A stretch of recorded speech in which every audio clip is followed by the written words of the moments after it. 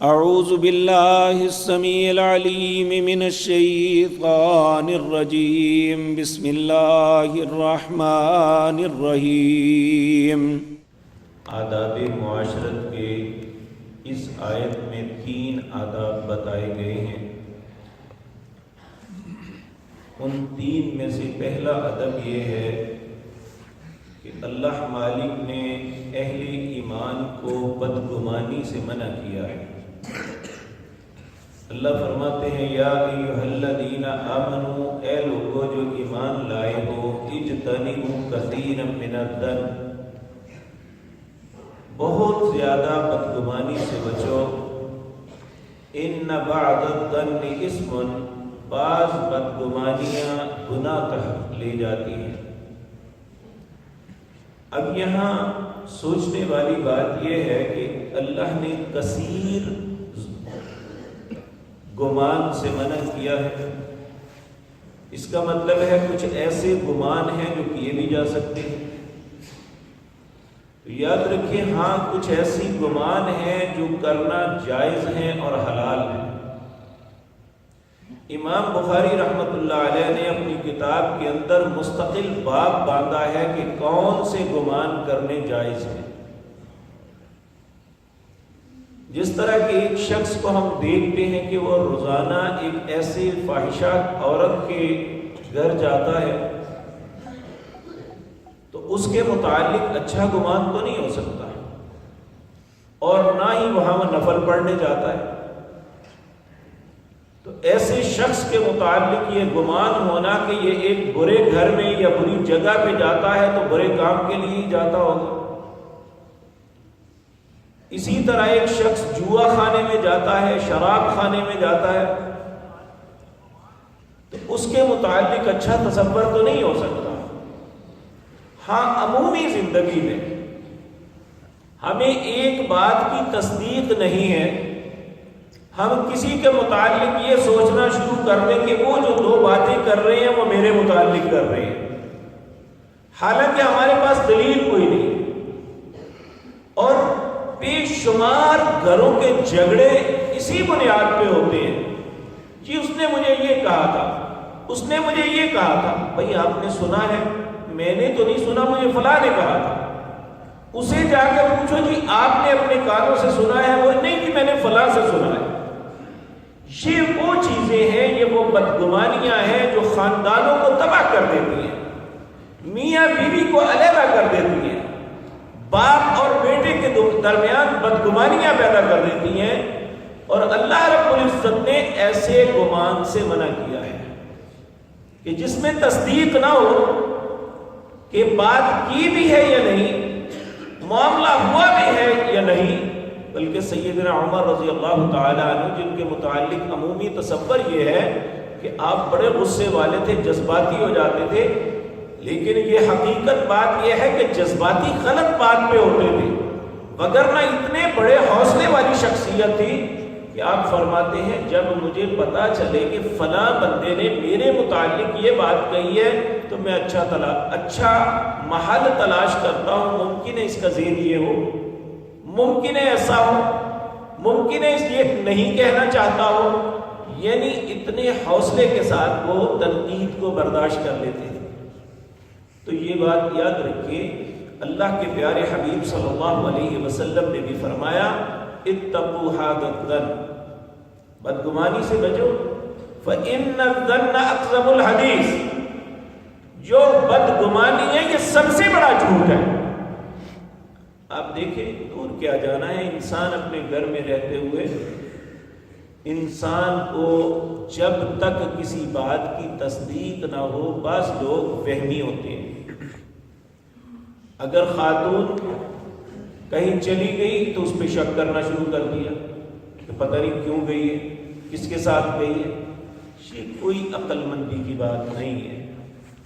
اعتماد اس وقت تک کرنا چاہیے جب تک اپنی آنکھوں سے نہ دیکھو، جب تک ایسے حالات نہ بنے کہ جس پہ یقین کرنا لازم ہو۔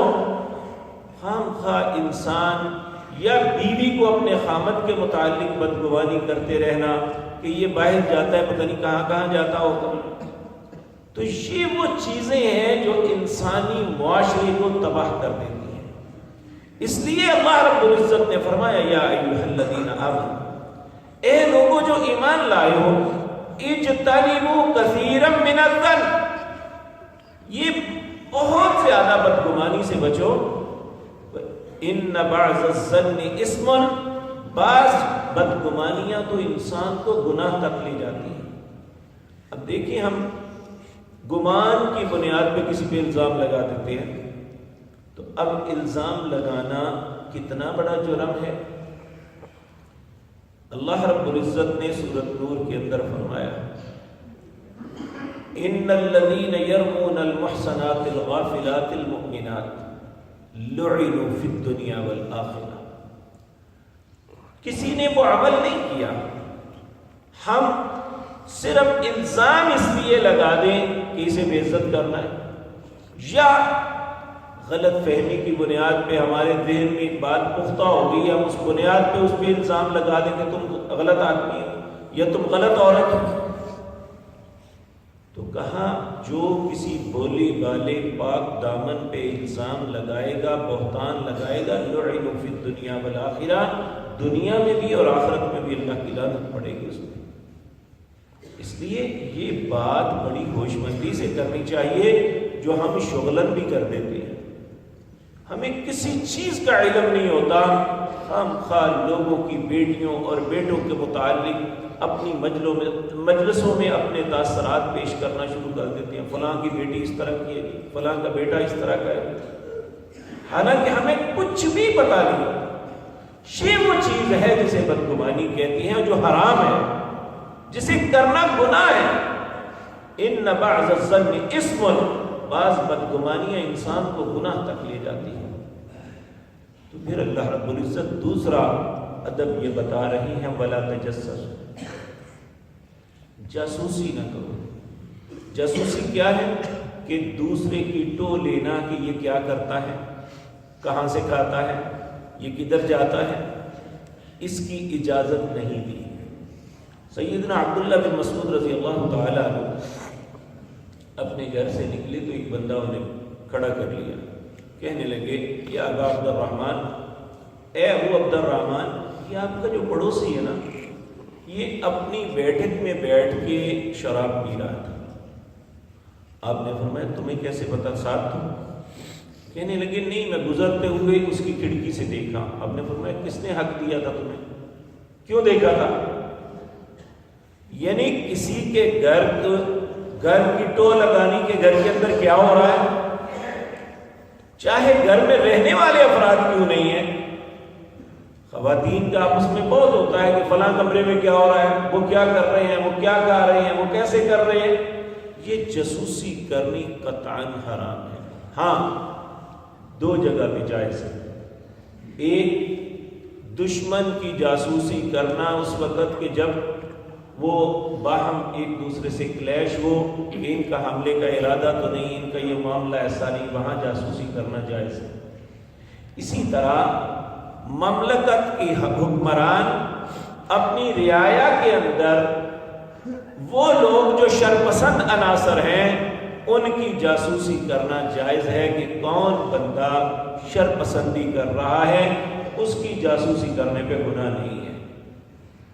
تو جو خام خواہ کسی مقصد ہی کوئی نہیں، کوئی ضرورت ہی نہیں، تو انسان کسی کے متعلق سوچتا رہے، یہ بات رسول اللہ صلی اللہ علیہ وسلم نے بھی منع فرمائی اور اللہ نے بھی منع فرمائی. نبی صلی اللہ علیہ وسلم نے فرمایا لا تحسسوا ولا تجسسوا، سونگتے نہ رہا کرو. سونگتا رہنا کیا ہے کہ کبھی اسے دیکھو، کبھی اسے دیکھو، کبھی اسے دیکھو کہ وہ کیا کر رہا ہے. وہ ولا تجسسوا، جاسوسی نہ کرو کسی کی کہ اس کے عیبوں کو ڈھونڈتے رہو کہ کوئی عیب ملے کسی کا. ولا تناجشوا، کسی کے بھاؤ پہ بھاؤ نہ دو. ولا تحاسدوا، کسی سے حسد نہ کرو. ولا تباغضوا، اپنے دل میں کسی کے متعلق بغض نہ رکھو. ولا تدابروا، کسی کے خلاف تدبیریں نہ کرتے رہو. کونوا عباد اللہ اخوانا، اللہ کے بندو بھائی بھائی بن کے رہو۔ یہ رسول اللہ صلی اللہ علیہ وسلم نے حجۃ الوداع کے خطبے میں ارشاد کیا۔ تو دیکھیں اللہ رب العزت جس نے اس ساری کائنات کو عقلیں بانٹی، جس اللہ نے انسان کی نفسیات بنائی، وہ ہم سے زیادہ بہتر جانتا ہے کہ اس کو بہتر طریقے سے کیسے چلایا جا سکتا ہے۔ کسی بھی مشین کا جو موجد ہوتا ہے، بنانے والا ہوتا ہے، وہ جانتا ہے کہ اسے کیسے درست چلایا جا سکتا ہے۔ اور انسان کی مشینری کو بنانے والی اللہ کی ذات ہے، اور اللہ سے بہتر کوئی نہیں جان سکتا۔ ہم خود بھی نہیں جانتے ہم کیسے بہتر چل سکتے ہیں، جیسے اللہ چاہتے ہیں ویسے ہی اسے چلانا چاہیے۔ اللہ رب العزت ہمیں فرماتے ہیں وَلَا تَجَسَّسُوا، جاسوسی نہ کرو۔ اور تیسری بات کہی وَلَا يَغْتَبْ بَعْضُكُمْ بَعْضًا، ایک دوسرے کی غیبت نہ کرو۔ جیسے ہم اپنی زبان میں کہتے ہیں چغلی نہ کرو، ہم عمومی طور پہ یہ بات کہتے ہیں، لو جی میں نے کون سا جھوٹ بولا ہے، جو اس میں ہے وہی تو بیان کیا ہے۔ نبی صلی اللہ علیہ وسلم نے فرمایا لوگوں جانتے ہو غیبت کیا ہے؟ صحابہ کرام رضوان اللہ علیہم اجمعین نے عرض کیا اللہ اور اس کے رسول جانتے ہیں۔ آپ نے فرمایا غیبت یہ ہے کہ تم اپنے بھائی کی وہ بات کرو جسے سن کے وہ شرمندہ ہو یا برا سمجھے۔ تو ایک صحابی نے پوچھا چاہے اس میں وہ چیز ہو؟ آپ نے فرمایا جو ہو تو وہی تو غیبت ہے، جو ہے ہی نہیں وہ تو بہتان ہے۔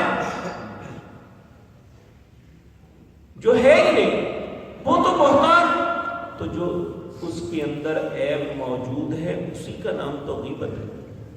اور یہ اتنا بڑا جرم ہے، نبی کریم صلی اللہ علیہ وسلم ایک مرتبہ 2 قبروں کے پاس سے گزرے، اللہ رب العزت نے ان قبر والوں کے حال کو بتایا۔ یہ بات یاد رکھیں، یہ اللہ جب چاہتے ہیں تب ایسا ہو سکتا ہے۔ یہ جو کہتے ہیں نا جی کشف قبور، بعض لوگ جہاں مرضی جا کے قبر کے اندر کے حالات دیکھ سکتے ہیں، یہ جھوٹ ہے۔ نبی کریم صلی اللہ علیہ وسلم کو بھی جب یہ دکھایا گیا تب آپ کو پتا چلا، وگرنہ بے شمار قبریں تھیں ان کے اندر کیا ہو رہا ہے آپ نے کبھی نہیں کہا۔ تو آپ ان کے پاس سے گزرے، آپ ٹھہر کے افسوس کرنے لگے، تو اپنے صحابہ کو کہا صاحب اے میرے ساتھیو یہ 2 لوگ ہیں کو بہت بڑے گناہوں پہ انہیں عذاب نہیں ہو رہا، بظاہر باتیں معمولی سی ہیں، کس بات پہ عذاب ہو رہا ہے؟ کہا یہ بندہ جو ہے اسے عذاب اس لیے ہو رہا ہے کہ یہ پیشاب کے چھینٹوں کا خیال نہیں کرتا تھا، اس کا جسم ناپاک رہتا تھا۔ اور دیکھیں ہمارے معاشرے میں یہ بہت بڑی قباحت ہے، ہم استنجے کی جگہ پہ جانے کے بجائے گلیوں بازاروں نالیوں پہ پیشاب کرنا شروع کر دیتے ہیں، اور اسی طرح بغیر استنجا یا روڑا استعمال کرنے کے، مٹی کو استعمال کرنے کے، اسی طرح اپنے کپڑوں کو باندھ کے اسی طرح پھرتے ہیں۔ اسی لیے جب بھی کسی جوان کسی انسان کو کہیں نماز کے لیے، وہ کہتے میرے کپڑے پلید ہیں، کپڑے بھی پلید ہیں، جسم بھی پلید ہے، اور یہ پلیدی معمولی نہیں ہے، یہ قبر کے عذاب کا سبب بن جائے گی۔ اور دوسرا فرمایا وہ شخص ہے جسے عذاب دیا جا رہا ہے جو چغلی کرتا تھا۔ تو 2 لوگ یہ ہیں جن پہ عذاب ہوتا ہے۔ اسی طرح ایک بات ذہن میں اور آ گئی، دیکھیں کسی بھی چیز کو غلط انداز میں پیش کرنا اور یہ سوچنا کہ شاید میں لوگوں کا تو داد وصول کر لوں گا، کیا اللہ کی عدالت میں بھی سرخ ہو جاؤں؟ کہتے ہیں نبی صلی اللہ علیہ وسلم کا گدھا بھٹک گیا، اگر نبی پاک کے گدھے کو غیب ہے تو نبی پاک کو کیسے نہیں ہو سکتا؟ الیاذ باللہ۔ حالانکہ بات یہ ہے نبی کریم صلی اللہ علیہ وسلم نے فرمایا کہ جو کچھ قبروں میں ہو رہا ہے انسان اور جن کے علاوہ ساری مخلوق کو اس کا احساس ہوتا ہے، یہ غیب کی وجہ سے نہیں، اللہ کی قدرت ہے۔ تو یہ صرف نبی صلی اللہ علیہ وسلم کے گدھے کی بات نہیں ہے، بلکہ بعض اوقات ہم دیکھتے ہیں قبرستانوں میں کتے ہوتے ہیں اور کسی قبر کے قریب جا کے اس طرح بدک کے بھاگتے ہیں کہ وہ پیچھے مڑ کے نہیں تھے، چیختے بھاگ جاتے. تو وہ کیا ہوتا ہے یہ اللہ جانتا ہے، یا اسے جو احساس ہوا ہے اللہ کی طرف سے تو وہ چیختا ہوا بھاگ گیا کہ وہ سامنے بھی نہیں آیا. نعوذ باللہ. اللہ ہم سب کو قبر کے عذابوں سے محفوظ رکھے. تو اللہ رب العزت فرماتے ہیں وَلَا يَغْتَبْ بَعْضُكُمْ بَعْضًا، تم میں سے کوئی دوسرے کی غیبت نہ کرے. اور غیبت کرنا کتنا بڑا جرم ہے. کہا أَيُحِبُّ أَحَدُكُمْ أَن يَأْكُلَ لَحْمَ أَخِيهِ مَيْتًا فَكَرِهْتُمُوهُ، تم میں سے کوئی شخص یہ پسند کرتا ہے اس کا بھائی مر جائے اور اس کی لاش کو نوچ نوچ کے کھائے. اگر ایسا نہیں پسند کرتے تو اپنے مسلمان بھائی کی غیبت بھی نہ کرو.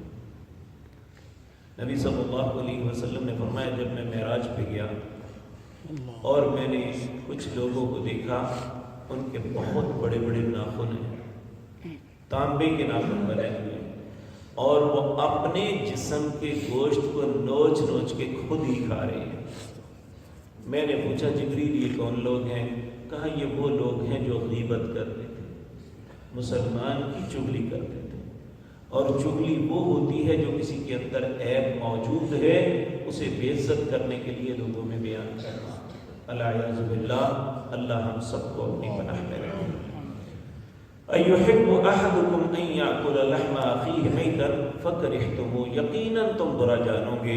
وَاتَّقُوا اللَّهَ، اگر تم یہ بات بری جانتے ہو تو پھر اللہ سے ڈرو. یہ تینوں کام نہیں کرنے، بدگمانی نہیں کرنی، جاسوسی نہیں کرنی، اور ایک دوسرے کی غیبت نہیں کرنی. ان اللہ تواب الرحیم، بے شک اللہ توبہ کرنے والا میں توبہ قبول کرنے والا مہربان ہے. تو اللہ اگر ان ساری باتوں کے باوجود ہم پہ درگزر فرما رہے ہیں تو یہ اس کا رحم ہے. اور پھر اس نے ہمیں توبہ کی توفیق جو ہے دی ہوئی ہے، توبہ کی مہلت دی ہوئی ہے. ہم توبہ کر کے اللہ سے معافی مانگ کے اپنے گناہوں کو صاف کر سکتے ہیں. اللہ رب العزت ہماری زندگی میں جو ایسی خطائیں ہوئی ہیں، اے اللہ تو ہم پہ درگزر فرما، اے اللہ ہم پہ رحم فرما، ہمیں معاف فرما دے. مرنے سے پہلے سچی توبہ کی توفیق بخش دینا. سبحان ربک رب العزت عما یصفون.